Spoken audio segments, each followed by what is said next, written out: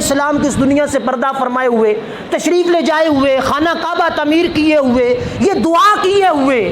آج بھی دعائے خلیل کا اثر اگر باقی ہے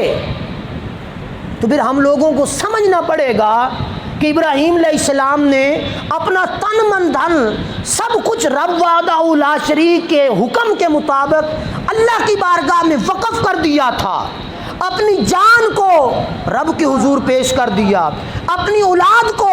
رب کے حضور قربانی کے لیے پیش کر دیا، اپنی جائیداد کو رب کے حضور رب کی رضا اور خوشنودی کے لیے پیش کر دیا، اپنے بیوی بچوں کو رب کی رضا اور خوشنودی کے لیے رب کے حضور پیش کر دیا۔ جب سارا کچھ پیش کر دیا تو پھر جب دعا اللہ کے خلیل نے مانگی تو رب نے تو فرمایا ہوگا خلیل تو نے میری ہر بات کو مانا ہے، اب تو اپنی زبان کھول، جو مانگے گا میں تمہیں عطا کروں۔